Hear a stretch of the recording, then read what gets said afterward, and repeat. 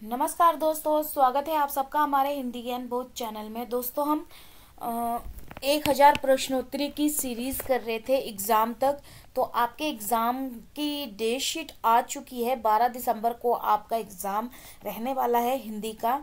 तो उससे पहले मैं ये सारे 1000 प्रश्नोत्तरी के जो MCQ क्वेश्चन मैं करवा रही हूँ, ये सारे मैं करवा दूंगी और इनको आप लगाइएगा, बिकॉज ये आपके एग्ज़ाम में काफ़ी हेल्पफुल रहने वाले हैं।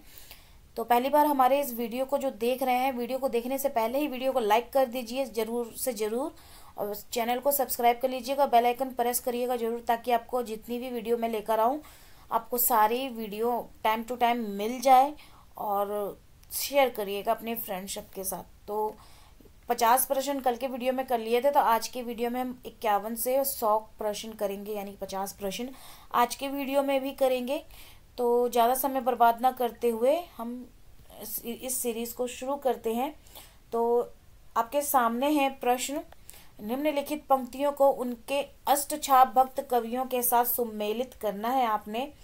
तो यहाँ पे मैंने प्रश्न के जो ऑप्शन है वो मैं नहीं पढ़ूंगी, क्योंकि वीडियो बहुत लंबा हो जाएगा एग्ज़ाम सिर पे, इसीलिए समय बर्बाद ना करते हुए आप वीडियो को पॉज करके इसके ऑप्शन को पढ़िए और इसका उत्तर लगाइए। तो यहाँ पे देखिए, इस प्रश्न का जो सही उत्तर हो जाएगा 51 का, वो है कहा करो बैकुंठी जाए। ये आएगा आपका परमानंद का है ये। संतन को कहा सीकरी सो काम। तो ये है कुंभन दास का कथन। मोह मन गिरधर छवि पे अटक्यो। तो ये आएगा कृष्णदास का है ये। और उसके बाद जन्म जन्म याही ब्रज बसियो बसिबो। तो ये आ जाएगा छीत स्वामी का। तो ये जो अष्टछाप कवियों के ये कथन है, तो ऑप्शन सी इसका सही उत्तर होगा। चलिए अगला प्रश्न देख लेते हैं। निम्नलिखित कथन को उनके आलोचकों के साथ सुमेलित करना है आपने। तो यहाँ पे ऑप्शन दे रखे हैं, इनको आपने सुमेलित करना है, जिसमें जो सही उत्तर होगा इसका वो है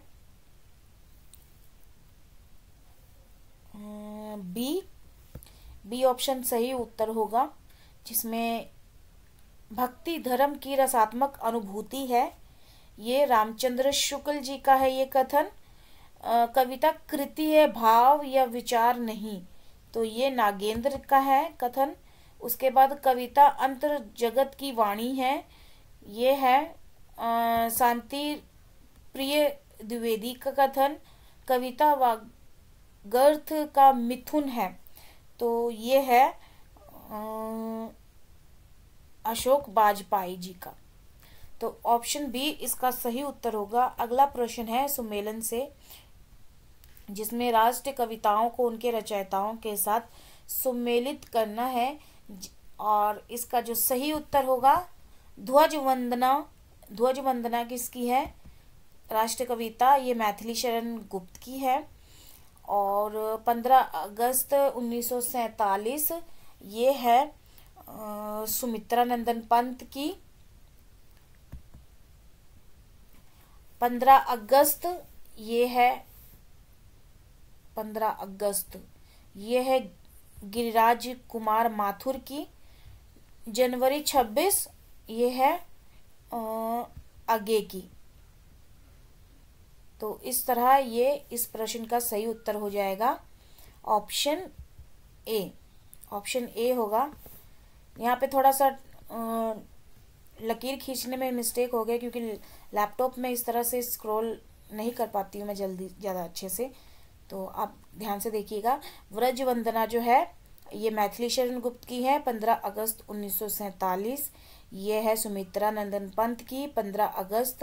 ये गिरिराज कुमार माथुर की है। और जनवरी 26 आगे की है। चलिए ये हो गया आपका 53 प्रश्न। अगला प्रश्न है, उपन्यास की जमीन आलोचना ग्रंथ लेखक हैं। उपन्यास की जमीन आलोचना ग्रंथ के जो लेखक हैं इन 4 ऑप्शन में से वो है अनीत कुमार सिंह। ये इसका सही उत्तर होगा। अगला जो प्रश्न है, किस आलोचक ने श्रीधर पाठक को स्वच्छंदतावाद का पहला कवि माना है? तो ये माना है, प्रश्न क्या है, किस आलोचक ने श्रीधर पाठक को स्वच्छंदतावाद का पहला कवि माना है? तो ये माना है इनमें से रामचंद्र शुक्ल जी को। ऑप्शन बी इसका सही उत्तर होगा। चलिए अगला प्रश्न देख लेते हैं, कथन और आलोचक से है, जिसमें कथनों को उनके कवि आलोचकों के साथ सम्मिलित करना है। सही उत्तर इसमें जो सही होगा वो है, गद्य जीवन संग्राम की भाषा है, गद्य जीवन संग्राम की भाषा है, यह है निराला का। आलोचक साहित्य का दरोगा है, तो ये है गजानन माधव मुक्तिबोध का। कवि भाषा नहीं शब्द लिखता है, कवि भाषा नहीं शब्द लिखता है, तो ये आगे का है। कविता मेरे लिए एक आत्म साक्षात्कार है, तो ये मलेज का है। इस तरह इस प्रश्न का सही उत्तर हो जाएगा ए ऑप्शन। अगला प्रश्न है, कौन सा कवि अपभ्रंश का मार्ग कहा जाता है? कौन से कवि को अपभ्रंश का मार्ग कहा जाता है? तो ये कहा जाता है स्वयंभू कवि को। ऑप्शन ए सही उत्तर होगा। आत्माराम की टैटय निबंध के लेखक कौन हैं? आत्माराम की टैटय निबंध के जो लेखक हैं गोविंद नारायण मिश्र। अगला प्रश्न है, किसान सतसई के रचनाकार कौन है इन चारों ऑप्शनों में से? तो इसमें जो सही उत्तर हो जाएगा, किसान सतसई के रचनाकार हैं सरनाम सिंह शर्मा। अगला प्रश्न है, हिंदी में पहला ज्ञानपीठ पुरस्कार प्राप्त करने वाले साहित्यकार कौन से हैं? पहला ज्ञानपीठ पुरस्कार प्राप्त करने वाले जो हैं वो हैं सुमित्रा नंदन पंत। अगला प्रश्न है, हिंदी साहित्य सम्मेलन के प्रथम अध्यक्ष कौन थे? तो प्रथम अध्यक्ष थे महात्मा गांधी। सही उत्तर होगा सी। अगला प्रश्न है, मुझे माफ करना नामक आत्मकथा की लेखिका कौन है? मुझे माफ करना नामक आत्मकथा की जो लेखिका हैं वो हैं दिनेश नंदिनी डालमिया। मुझे माफ करना नामक आत्मकथा की लेखिका है दिनेश नंदिनी डालमिया। अगला प्रश्न है, भाव प्रकाश कृति के रचयिता कौन है? भाव प्रकाश कृति के रचयिता हैं हरि राय, और ये बहुत बार एग्जाम में पूछा जा चुका है।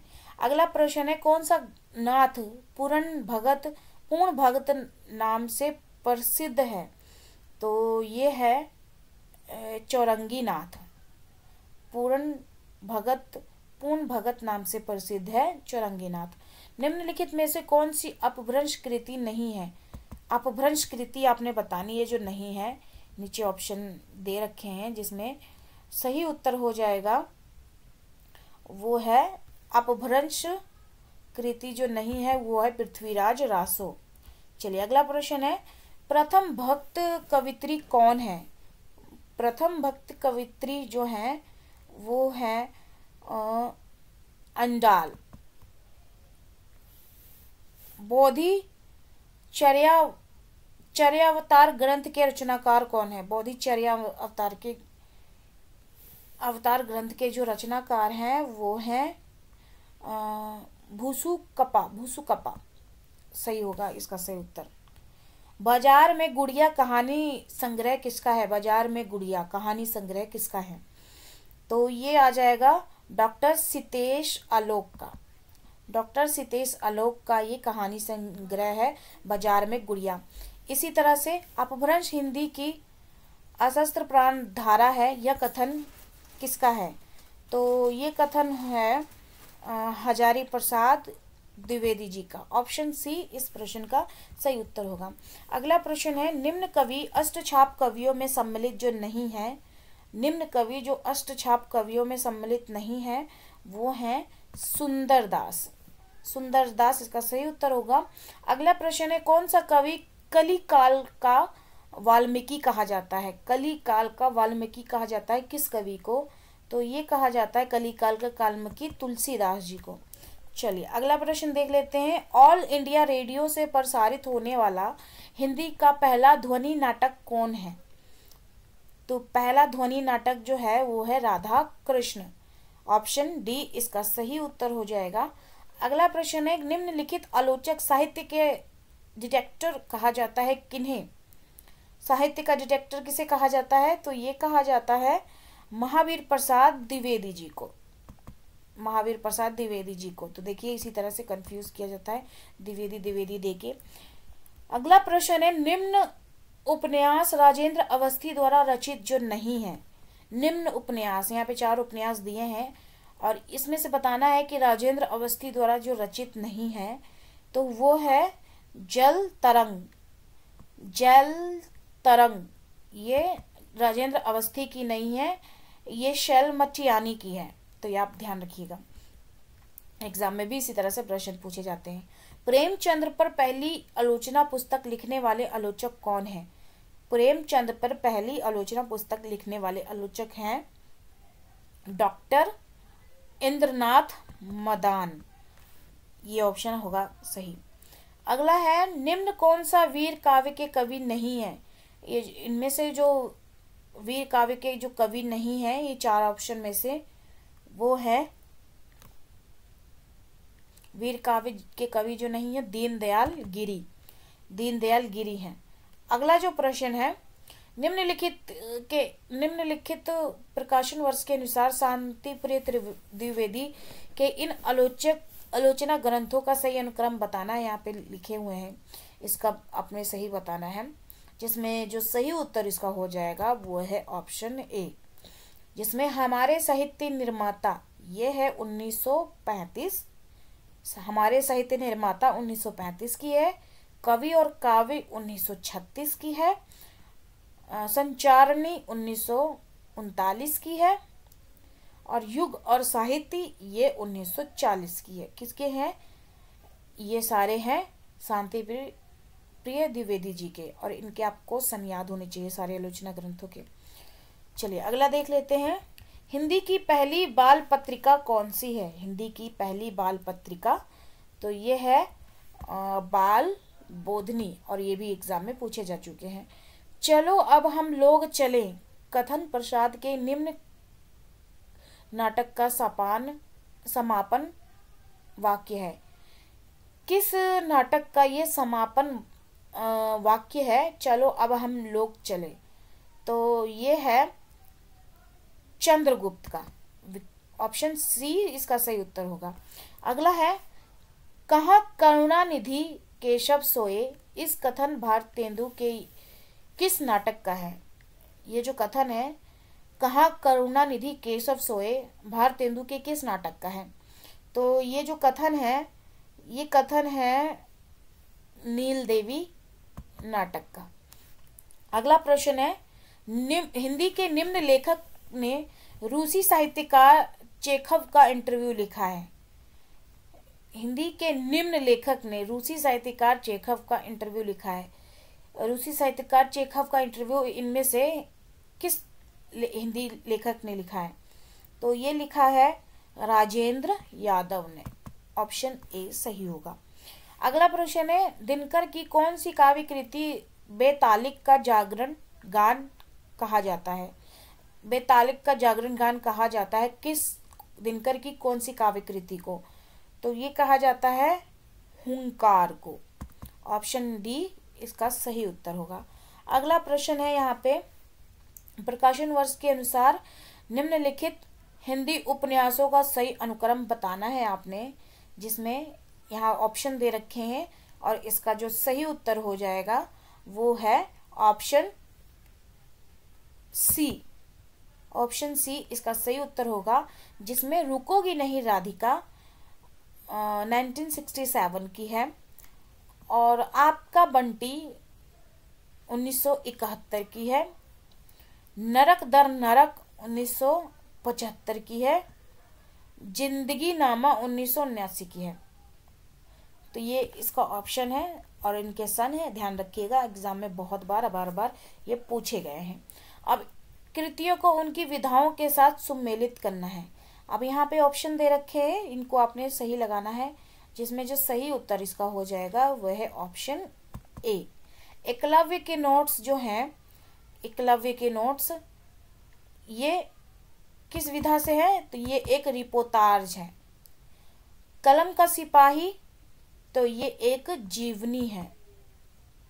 नील का निर्माण तो ये एक यात्रा वृत्तांत है। साहित्य देवता तो ये एक गद्य काव्य है। तो इस तरह इस ऑप्शन का सही उत्तर ए हो जाएगा। चलिए अगला प्रश्न देख लेते हैं। जन समाज के प्रथम कृति कवि किसे कहा जाता है? जन समाज के प्रथम कृति कवि तो ये कहा जाता है मैथिली शरण गुप्त को। अगला प्रश्न है, भाषा के विकास की विविध अवस्थाओं का सही अनुक्रम कौन सा है? भाषा के विकास की विविध अवस्थाओं का सही अनुक्रम बताना है आपने, जिसमें जो इसका सही उत्तर होगा वो है ऑप्शन इनमें से डी।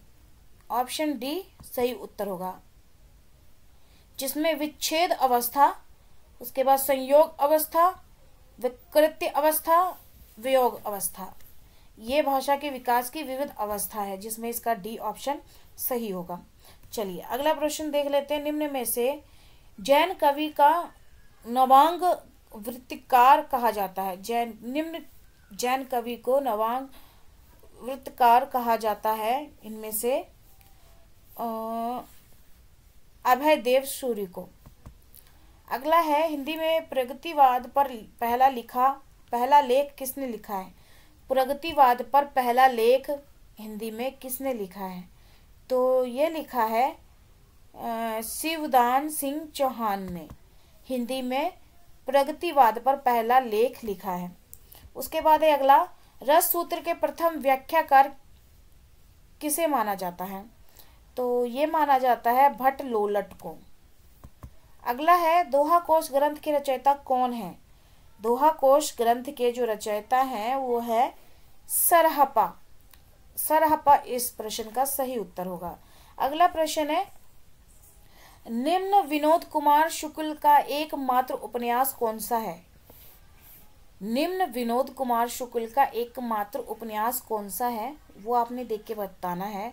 विनोद कुमार शुक्ल का एकमात्र उपन्यास है तो वो है नौकर की कमीज। ऑप्शन ए इस प्रश्न का सही होगा। अगला प्रश्न है, जिंदगी का सफरनामा आत्मकथा किसकी है?